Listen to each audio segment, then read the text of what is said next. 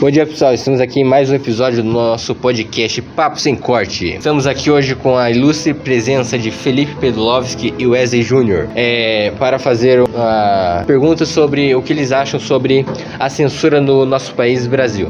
E nossos apresentadores hoje serão eu, Henrique, Andrew Lucas e Miguel Viana.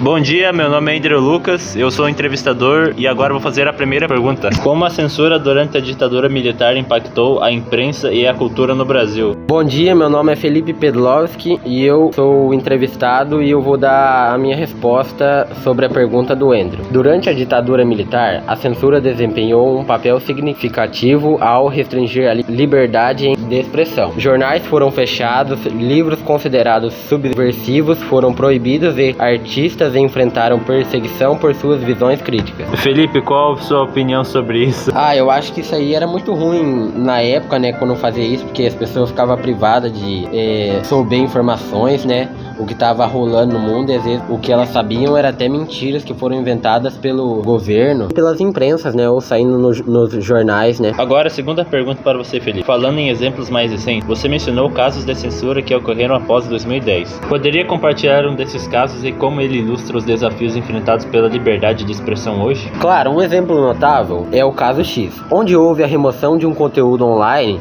que abordava críticas ao governo. Isso destaca como a censura ainda é uma contemporânea e como plataformas digitais se tornaram um campo de batalha para debate sobre a liberdade de expressão. Bom, meu nome é Miguel, eu vou fazer agora a pergunta pro Felipão, né? E ao longo da história, as reações à censura variaram. Como você compararia a maneira como a sociedade reagiu à censura na ditadura militar com as manifestações que vemos hoje contra casos de censura na era democrática? Ao longo da história, as reações à censura variaram. Como você compararia a maneira como a sociedade reagiu à censura na ditadura militar com as manifestações que vemos hoje contra casos de censura na ditadura? O medo de repressão muitas vezes limitava as reações públicas. Hoje, embora haja mais espaço para protestos, ainda existe um debate intenso sobre a censura contemporânea, ressaltando a importância contínua da liberdade de expressão.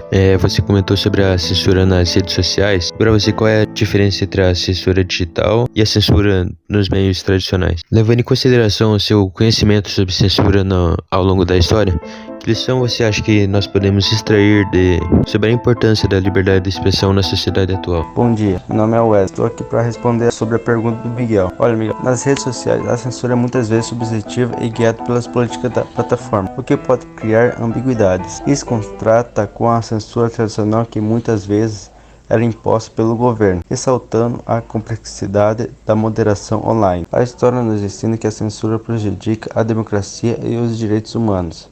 É um lembrete que, independentemente da era, a liberdade de expressão é fundamental para uma sociedade saudável, especialmente em um mundo digital onde a disseminação de informações é instantânea.